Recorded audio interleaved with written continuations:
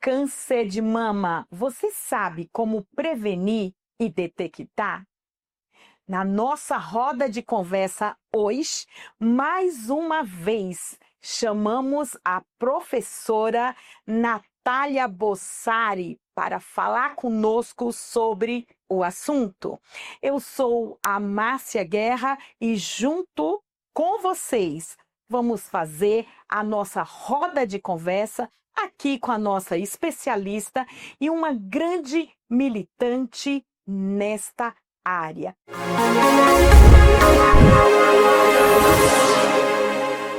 Ela que é obstetriz, enfermeira, professora e atualmente coordena o curso de enfermagem da FMU, que é as Faculdades Metropolitanas Unidas. Seja bem-vinda, professora Natália Bossari, é um prazer. A última vez você lembra quanta alegria. Nós tratamos também de um outro assunto bem complexo, mas foi muito boa a nossa discussão. Seja bem-vinda, minha querida. E aí, se apresente do seu jeito, da sua forma. Obrigada novamente a Márcia pelo convite, fico muito feliz, lisonjeada de estar aqui com você. Da última vez, nosso bate-papo, né? Eu ganhei um mimo, um presente, e aí, ó, trouxe aqui, né? Fazer um brinde para começar. Trouxe a minha xícara. Eu amei você ter trazido a sua xícara. Nossa, assim, é uma lembrança muito alegre, né, desse nosso primeiro encontro. Eu já tô aqui novamente para falar de um assunto extremamente importante, né, que é o câncer de mama. Então, eu agradeço todo mundo que está ouvindo a gente. Obrigada mais uma vez pelo convite. É uma honra estar aqui com você nesse momento. Muito bem. E você que nos assiste nesse momento, você vai saber, assim como nós, como toda a produção que está aqui conosco, vídeo filmando a gente, justamente sobre a campanha de desdobramento no Brasil, que é a campanha do Outubro Rosa. Que campanha é essa? E qual o impacto que tem no Brasil, professora Natália? Perfeito. A gente não pode esquecer que nós não estamos mais, né, em outubro, mas o Outubro Rosa, na verdade, é um mês para relembrarmos, né, da importância da conscientização sobre o câncer de mama e também, principalmente, sobre a prevenção e a detecção precoce. Esse é o grande objetivo, né? Para que a gente lembre da importância de se prevenir e da detecção precoce. Então, a campanha Outubro Rosa, ela se iniciou nos Estados Unidos, né, lá na década de 90. Então, eles, numa corrida, né, a favor ali da cura do câncer, eles começaram a distribuir o famoso laço rosa, né, que é um símbolo importante dessa campanha. E no Brasil, a primeira manifestação pública, né, em celebração ao Outubro Rosa, foi no nosso monumento do Obelisco, né, ali próximo a Ibirapuera, que foi iluminado com a cor rosa, justamente para que a gente pudesse relembrar, né, e fortalecer aí a prevenção e a detecção precoce, né? E hoje a gente tem, então, já há muitos anos, né, como um marco dentro das campanhas de saúde do nosso Ministério da Saúde e do Instituto Nacional do Câncer, a essa celebração, né, do Outubro Rosa nesse sentido. Professora Natália, o que você traz aqui nessa roda de conversa é fundamental. Veja, ela falou da campanha do Outubro Rosa e disse: essa campanha não se restringe apenas ao outubro. Nós não estamos no mês de outubro, mas a gente pauta porque somos mulheres e precisamos muito mesmo dessa questão da saúde pública, do autocuidado, né? E a gente se cuidar. Professora, muito obrigada por trazer esse tema tão quentinho e, ao mesmo tempo, tão necessário para a gente que é mulher. Quais os objetivos desta campanha?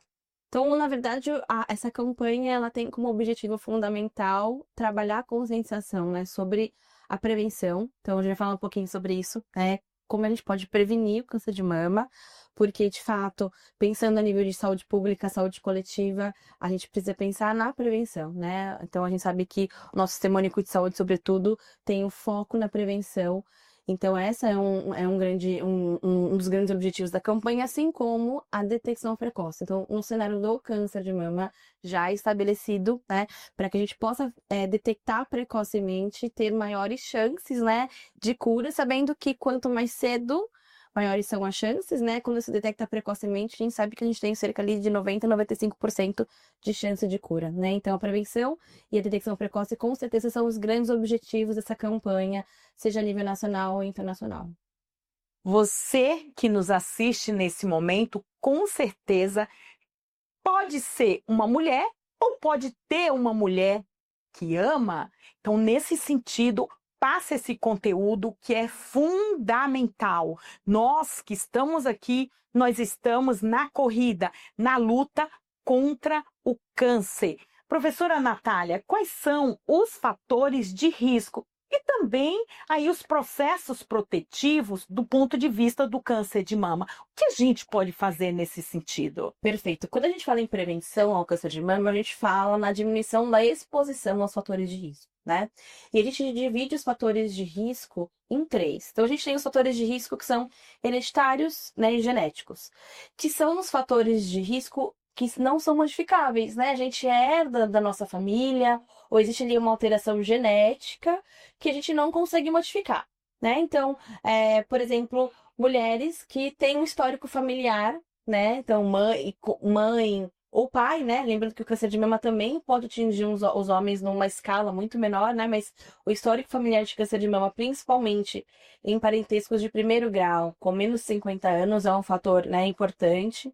Assim como alterações genéticas em alguns genes, né, que acabam favorecendo o desenvolvimento do câncer de mama. Então, são fatores de risco hereditários ou genéticos que a gente não consegue modificar.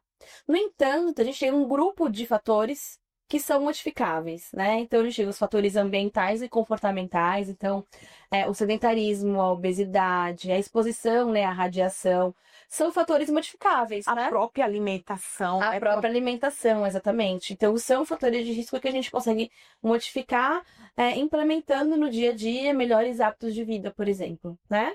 E a gente tem um outro grupo de fatores, que são os fatores hormonais ou relacionados à vida reprodutiva da mulher, né? Então, a gente sabe que no cenário do câncer de mama, nós temos um hormônio que anda, caminha junto ali, né? Que tem uma relação importante, que é o estrógeno.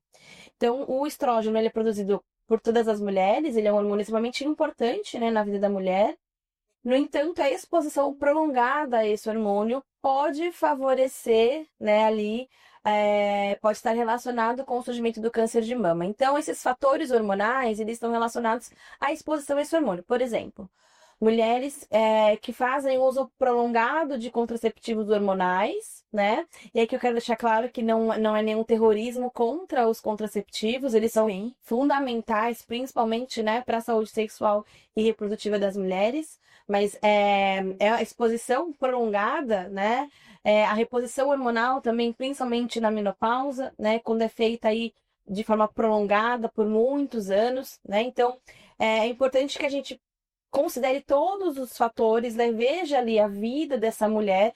E aí eu quero deixar claro que um fator de risco ele não é o suficiente, né, para desenvolver o câncer de mama, mas a gente precisa ver, né, e a quais fatores de risco essas mulheres estão expostas para conseguir avaliar se existe um maior ou um menor risco no desenvolvimento do câncer de mama, né? Então, de maneira geral, a gente tem esses três fatores de risco. E a gente tem alguns fatores protetivos que são extremamente importantes, né? Então, os hábitos de vida, como a gente comentou, então uma alimentação de qualidade, a atividade física, ela vai ser importante. A gente tem, pensando nos fatores hormonais, né? Se a gente tem hábitos ali, né, de evitar, se for possível, né, e necessário, se for desejo da mulher, evitar o contato, né, utilizando outros contraceptivos, existem hoje inúmeras possibilidades, né?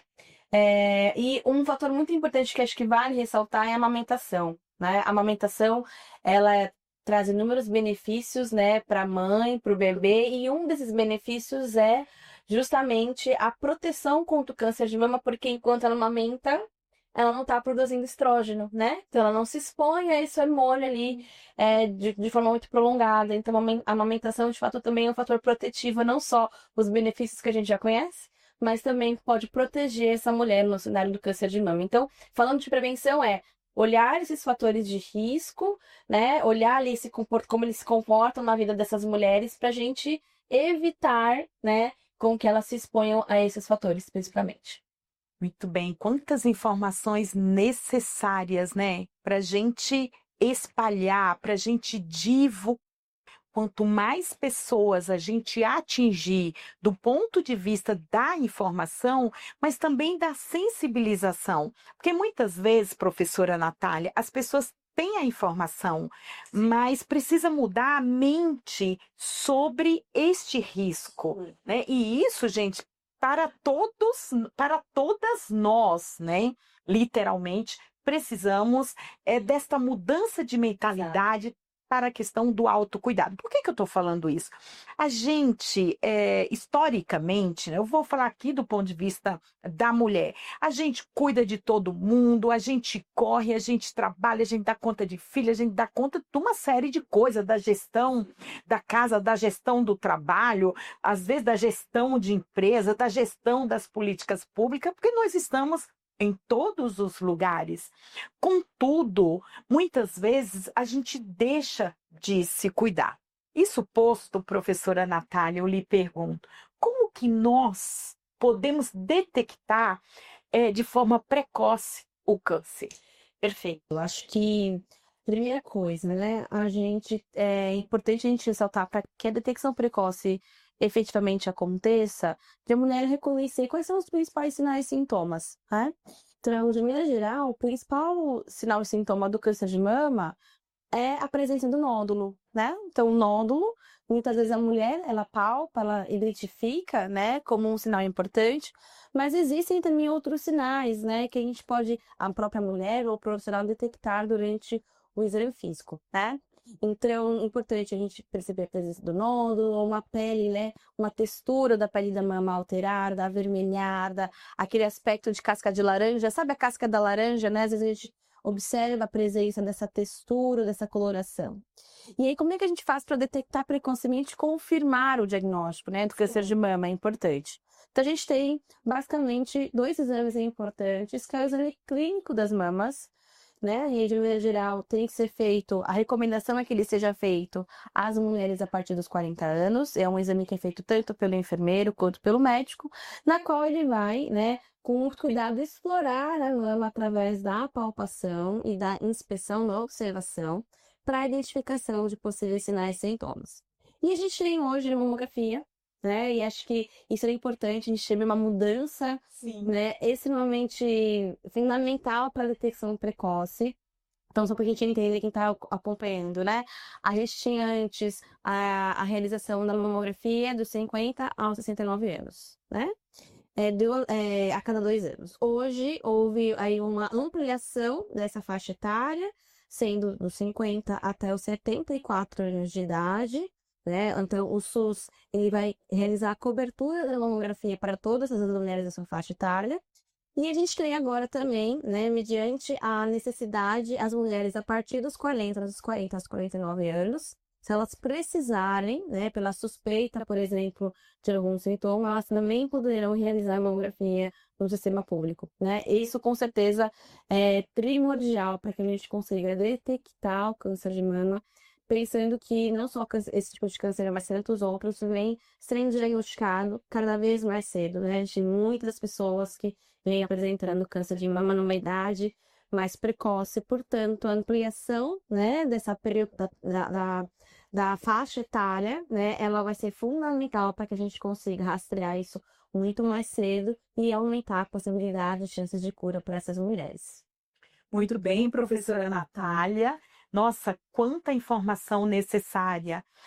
Dizer para você que nos assiste nesse momento que é fundamental o Sistema Único de Saúde, porque é através dele que a gente consegue ter tanto o atendimento, as campanhas, o tratamento. Agora, imagina se desmontam este SUS, né? Todas nós, né, todos os brasileiros, todas as brasileiras pagarão um preço muito alto. Por isso que a gente sempre vai se posicionar a favor da política social, no caso, a política da saúde. Professora Natália, Aqui o tempo voa, né? Parece que a gente começou agora a conversar. É verdade. Mas a gente já está indo para o caminho do encerramento. Minha querida, quais as pistas, os rumos e as pistas que você nos dá do ponto de vista do autocuidado? Perfeito, acho que isso é muito importante, né? A gente precisa entender, né? E acho que o nome, né, desse seu trabalho importante, que é o protagonismo, né? A mulher precisa entender que ela é a protagonista da sua saúde, né? Então, nesse sentido, é extremamente importante que as mulheres se observem, né? Pensando nesse aspecto do autocuidado. Então, se observar é fundamental. E a gente tem aí uma recomendação importante em relação, né, a ser protagonista do seu cuidado, que é de fato a população se conhecer, né? O autoexame, como a gente fala, um cuidado extremamente importante. O autoexame ele é fundamental, não para detecção precoce, né? Mas para que a mulher se conheça, né? Antes a gente utilizava aí o autoexame nessa necessidade de detecção precoce, vai salvar a vida da mulher, mas a gente sabe que hoje o autoexame, na verdade, ele vai servir para que essa mulher se conheça, né? Ela reconheça ali o que é normal. E a partir de um determinado momento, se houver qualquer situação diferente daquilo, né? Ela consiga buscar o serviço de saúde. Então, enquanto este mulher se conheça, né? Se toque, se palpe, converse com outras mulheres. Assim, a gente fortalece essa rede, né? De protagonistas que são essas mulheres, para que a gente consiga, de fato, não só prevenir, mas pensar numa detecção precoce e proteger essas mulheres contra o câncer de mama. Você viu? A professora deixou muito claro aqui conosco: a mulher não é um objeto, a mulher é um ser integral, é uma beleza. A condição da mulher, ela é incrível, desde que ela se conheça, desde que ela se deseje como ser humano. Então, nesse sentido, vamos nos cuidar. Professora, muito obrigada, mas antes de eu te agradecer, eu te pergunto quais os protagonistas ou as protagonistas que te incentivaram a fazer o que você faz. Olha, eu acho que eu vou ser redundante, porque da nossa última conversa eu falei que eram as mulheres e eu vou precisar responder novamente, né? Eu acho que as protagonistas na minha vida, não só pessoal quanto profissional, foram as mulheres que passaram por elas, né? Então, você, né, as mulheres da minha vida, as mulheres das quais eu atendi, certamente elas me impulsionaram para que conseguisse chegar até aqui, né, para que eu estivesse aqui trabalhando diretamente com as mulheres. Então, certamente as mulheres são as maiores protagonistas da minha vida e é por elas que eu tô aqui hoje. Se toque, mulher, para juntas construirmos um outro mundo possível, como nos aponta o Fórum Social Mundial. Minha querida, nos siga, assim como você, que nos escuta nesse momento, nas redes sociais que estão aqui na nossa bio, tá bom? Nos siga para a gente continuar construindo, protagonizando muitas coisas que precisamos fazer na face da Terra. Vamos brindar com a sua caneca que você trouxe. Especial, sim. Obrigada. A vida e a vida com qualidade, com saúde de todas as mulheres do planeta Terra. Eu quero agradecer a minha querida amiga linda. Como eu amo você, professora Natália Bossari. Obrigada pela presença, obrigada pela energia, obrigada por você nos favorecer do ponto de vista de tantas informações, mas também do ponto de vista da sua humanidade, de trazer essas informações, né? Você é uma pessoa incrível, olha, gente, vocês não têm noção o que é conviver com a professora Natália Bossari. Quero muito te agradecer pela presença e você pode ter certeza que fará parte de outros programas, né? De outras rodas